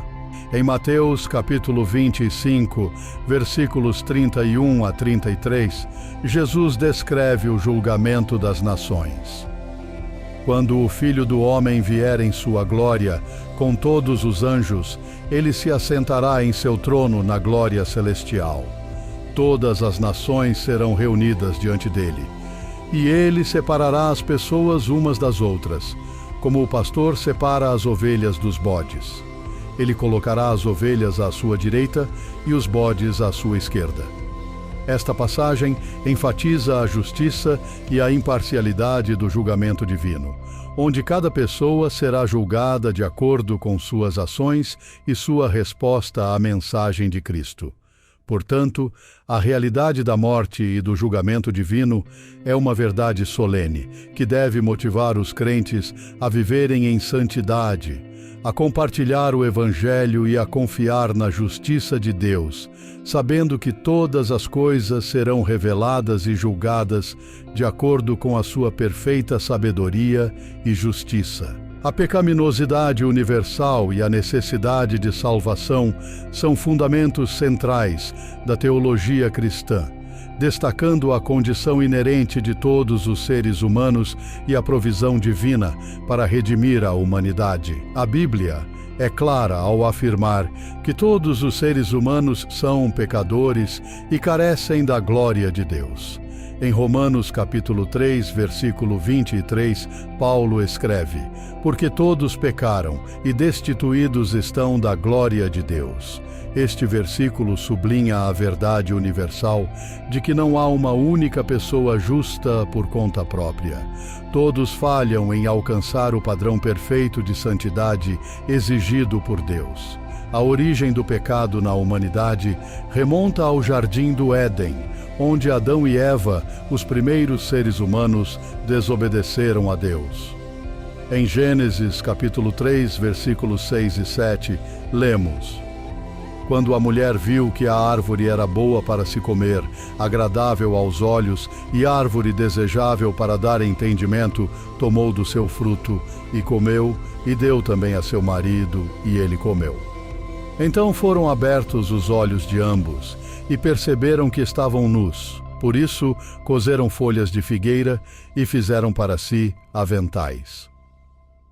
Este ato de desobediência introduziu o pecado no mundo, resultando na separação de Deus e na queda da humanidade. O pecado afeta todas as áreas da vida humana, incluindo o pensamento, as ações, as emoções e os relacionamentos. Em Romanos capítulo 5, versículo 12, Paulo explica: portanto, como por um só homem entrou o pecado no mundo, e pelo pecado a morte, assim também a morte passou a todos os homens, porquanto todos pecaram. Através de Adão, o pecado e a morte entraram no mundo, e todos os seres humanos herdaram esta natureza pecaminosa. Esta herança do pecado significa que todos nascem inclinados ao pecado e separados de Deus, necessitando desesperadamente de redenção. A universalidade do pecado implica que todos os seres humanos estão sob a justa condenação de Deus. Em Efésios capítulo 2, versículos 1 a 3, Paulo descreve a condição dos seres humanos antes de conhecerem a Cristo. Ele vos deu vida, estando vós mortos nos vossos delitos e pecados, nos quais andastes outrora, segundo o curso deste mundo, segundo o príncipe das potestades do ar, do espírito que agora opera nos filhos da desobediência, entre os quais todos nós também antes andávamos, nos desejos da nossa carne, fazendo a vontade da carne e dos pensamentos. E éramos por natureza filhos da ira, como também os demais. Esta passagem destaca que todos, sem exceção, estavam mortos espiritualmente e sob a ira de Deus devido aos seus pecados. A necessidade de salvação surge da incapacidade humana de se redimir por conta própria.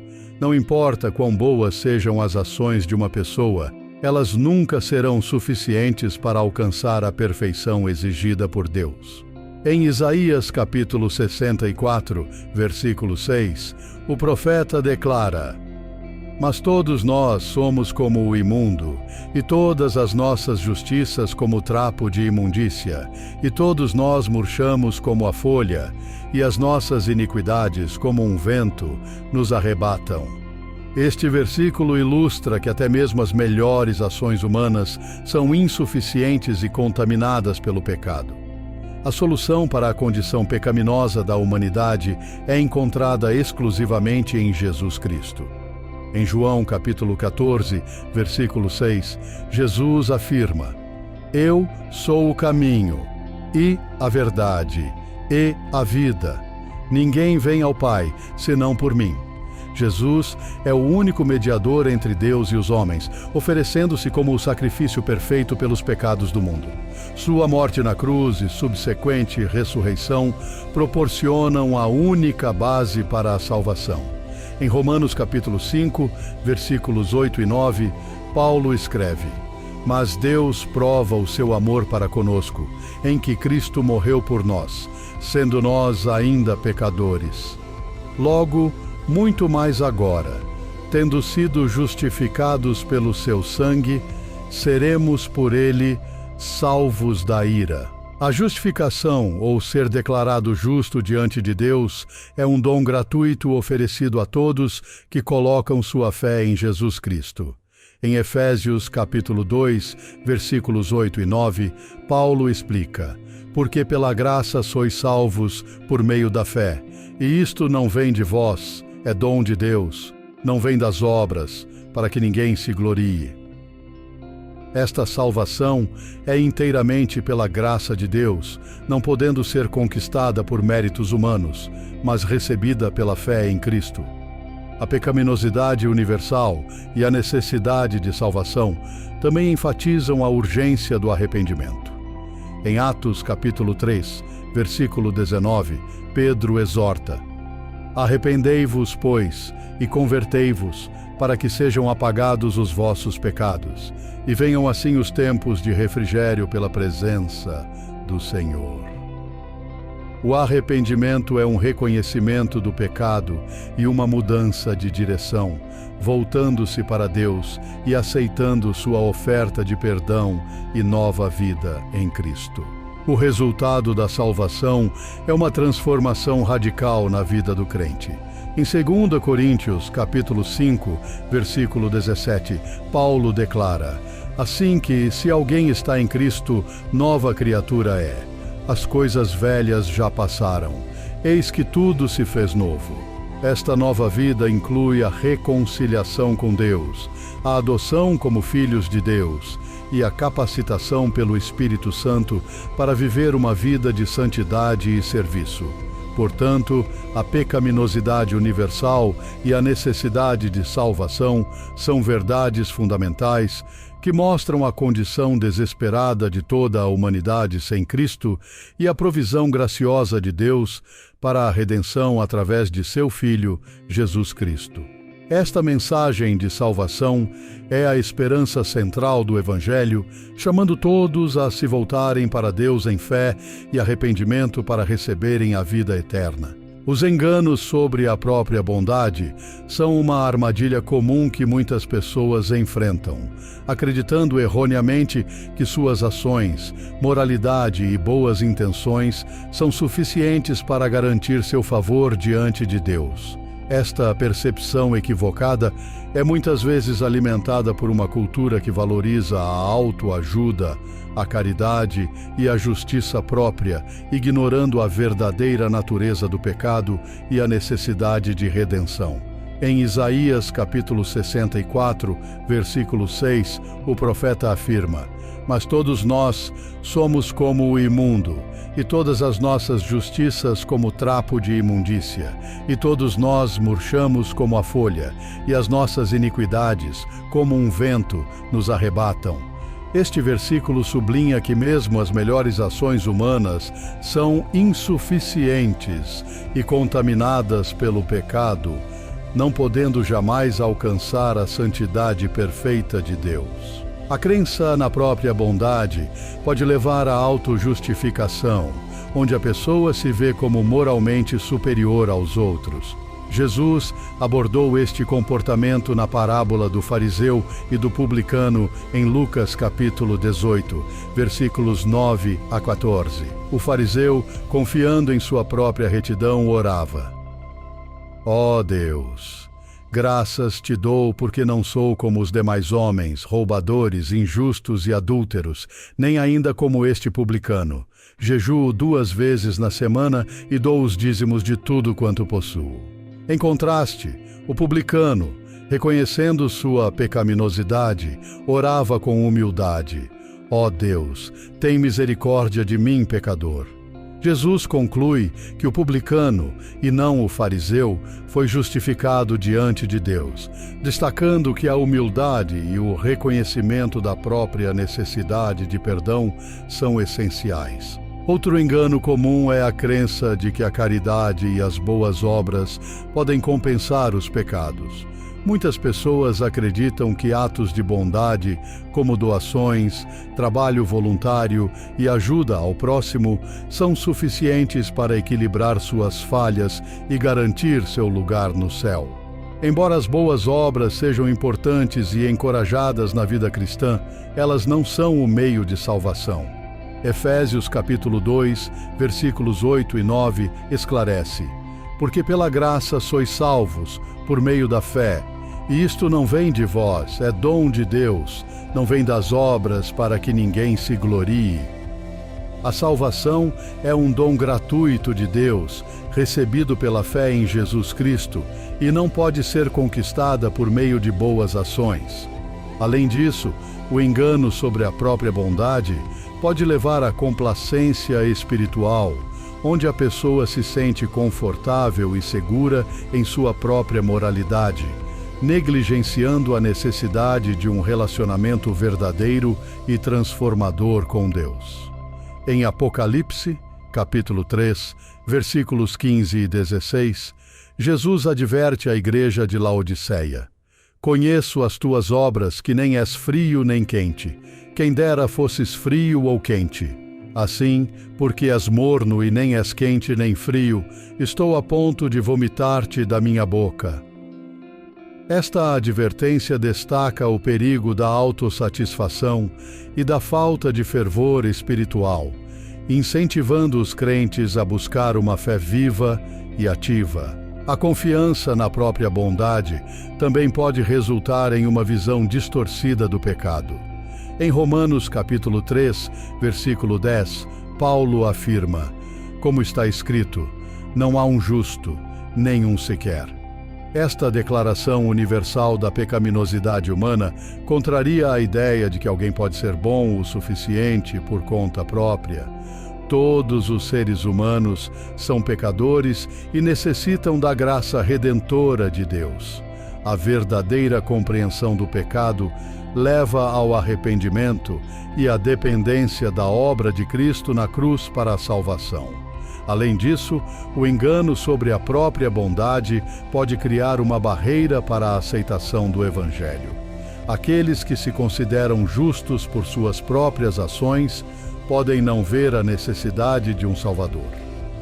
Em Marcos capítulo 2, versículos 17, Jesus diz: Os sãos não precisam de médico, mas sim os doentes.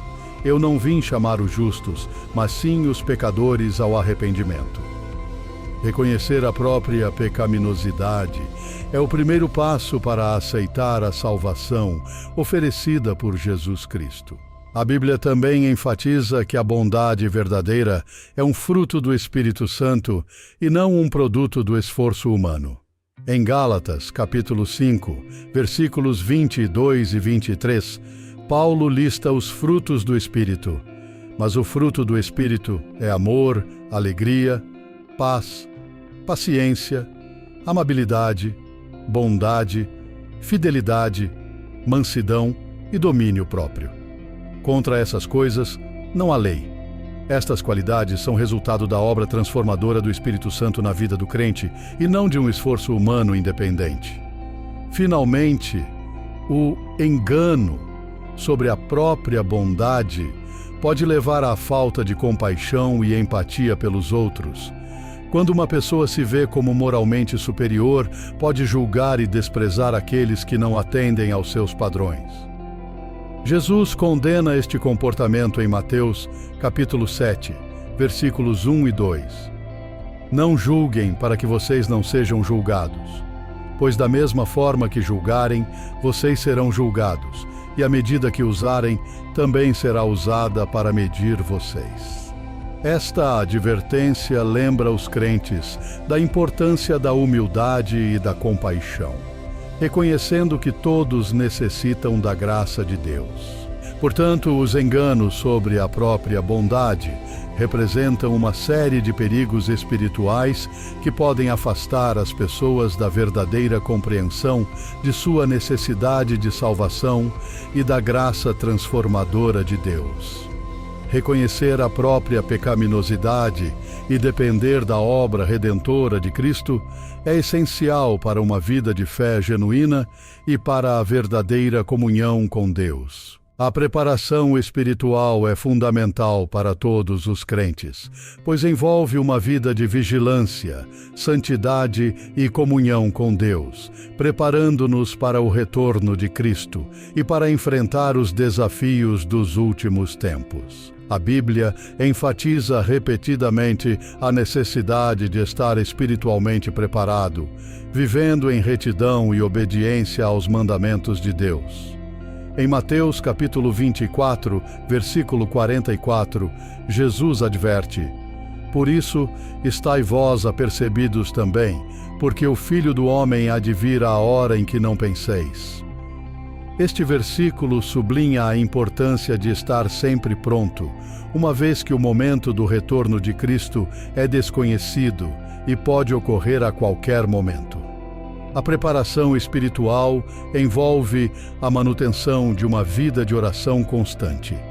Em 1 Tessalonicenses capítulo 5, versículos 16 a 18, Paulo exorta: Regozijai-vos sempre, orai sem cessar, em tudo dai graças, porque esta é a vontade de Deus em Cristo Jesus para convosco.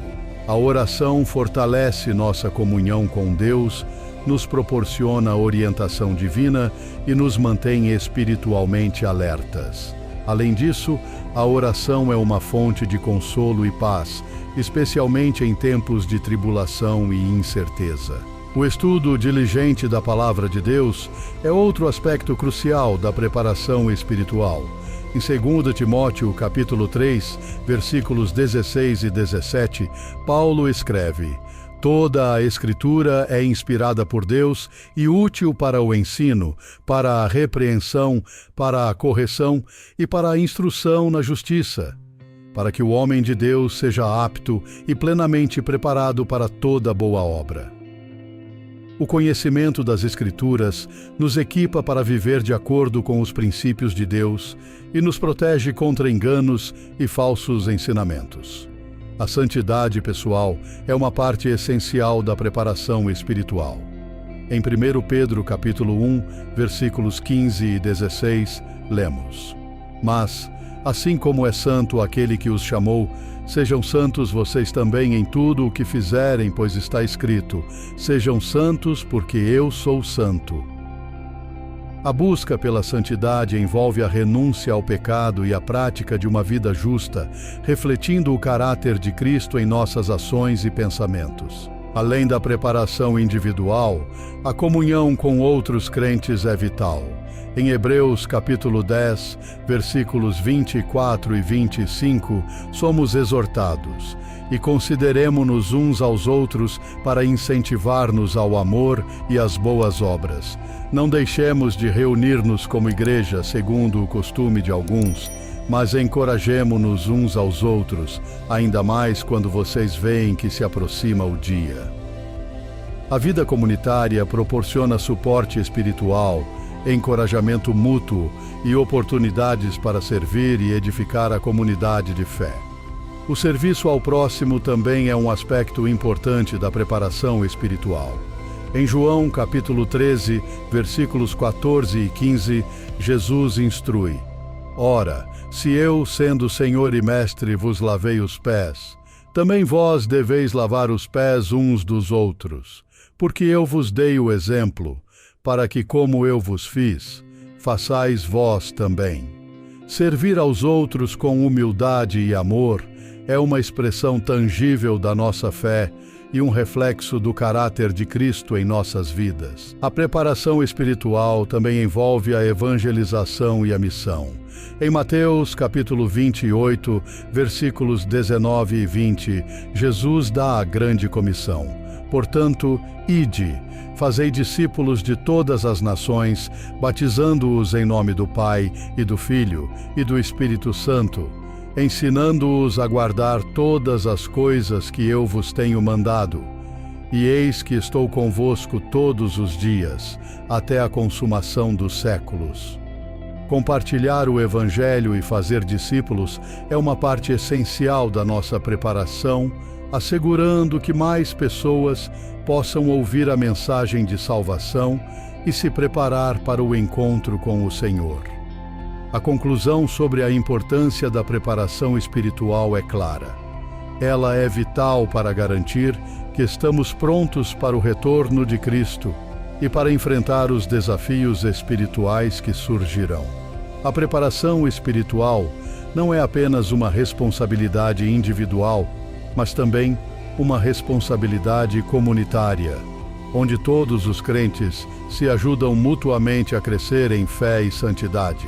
Ao viver uma vida de oração, estudo da palavra, santidade, comunhão, serviço e evangelização, estamos não apenas nos preparando para o futuro, mas também fortalecendo nossa caminhada diária com Deus. Assim, a preparação espiritual é o alicerce que nos sustenta e nos capacita a viver de maneira que honra a Deus e reflete sua luz ao mundo.